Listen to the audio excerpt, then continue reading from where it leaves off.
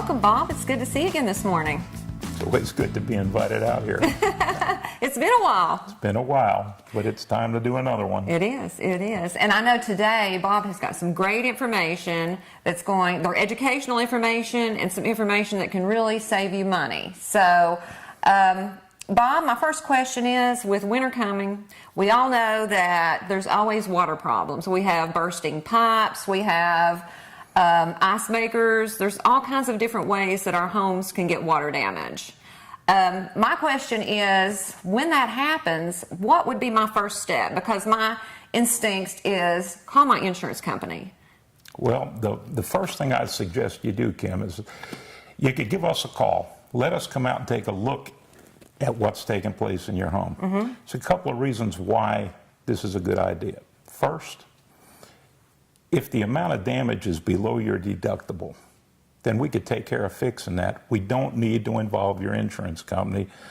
And you know you don't want to have an unnecessary claim. You know what happens when you have claims.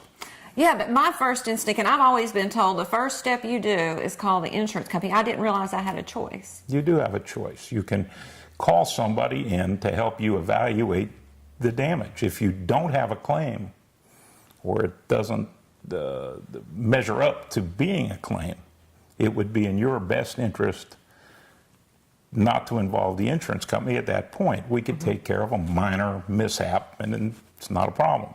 Because when I do call my insurance company, a lot of times my insurance goes up.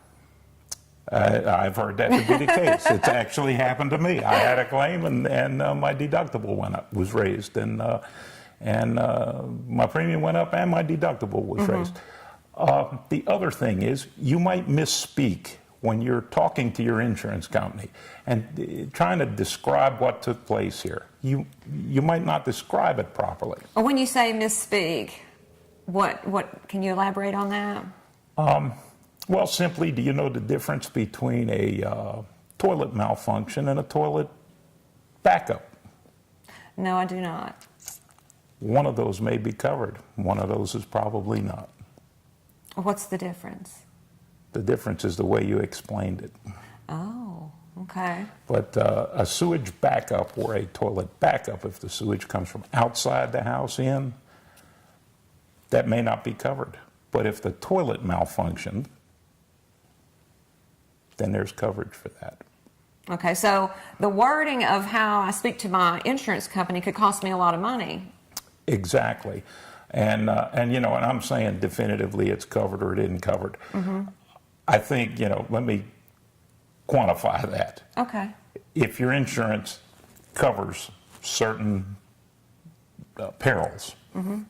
then it's a covered loss. If it does not cover those perils, then it is not a covered loss. Well, how do I know this? I know, when your house gets flooded, I've got valuables in my home. I've got collections of shoes. I've got collections of purses, and most women do, and even an expensive basket collection. So how do I know what's covered? Do I need a specific policy for those items, or are those covered in my blanket home coverage? I mean, I don't really understand. I think it would avoid the use of collections. You mentioned I have a collection of purses and a collection of baskets, and I collect. Yeah. Some insurance policies, I believe, have a limit that they'll pay on a collection that's not scheduled.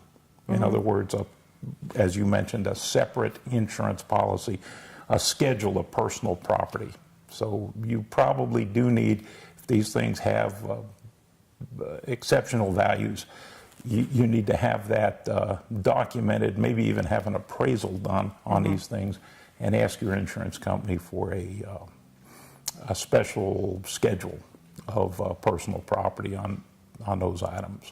Well, I mean, even though that I use them every day, like the purses and the baskets, they're usable things. Are those considered collectibles? I mean, that may have a very large bearing on what takes place here. If they're usable items that are actually serving some functionality in the house, that may be different than a collection, but you called them a collection. Okay, yes, I did. But I just refer to them. I mean, it's just the verbiage that I use that could cost me some money. Well, that could be a misspeak that we were talking about. Yeah. Okay, all right. That makes sense. Good information. Now, I know we talk about misspeaking as well. The slow leak versus a sudden water leak. Yeah, there's a big difference. We had a circumstance just a couple of, about 2 months ago. Lady calls in, has an ice maker, leaks, called the insurance company, said, I've got to report an ice maker that we've had a slow leak for some time. Obviously, it's not streaming water. It's a slow leak for some time. The insurance company denied the claim. Said, I'm sorry, it's not covered. Well, she called us and said, we need to come over and look at this. I said, miss, I think there's some confusion. I think this should be a covered loss. She called the insurance company back and used those words. We have an undiscovered sudden and accidental leak. And they did, my understanding is they did cover the loss. So a lot of people, like myself, just Joe customer out there, when something does happen, the first step that I think of to do is to call my insurance company. And, we talk about misspeaking and representing our leaks in the wrong way. Bob, what is some advice that you could give to the people about when this arises? What could be their first step? Well, we suggest they call us first. Let us come out. You can attain help in helping you assess the scope of damage to your property. You can bring in someone to help you assess the damage to your property. If you don't know what has happened or what's taken place, let's not try to explain it and create more problems for yourself. So my first step would be I could phone you, have you on my team, and let you advise me as to what the damage is, what I'm looking at before I even reach out to my insurance company. Exactly, and we can help you in describing that situation to the insurance company. We deal with water damage problems on a daily basis. So this may happen to you once in your lifetime. We deal with it on a daily basis. And as far as someone on your side, somebody with 40 years in the business, master water restorer, and we are one of only 79 companies in the world that have 2 master water restorers on staff at our place.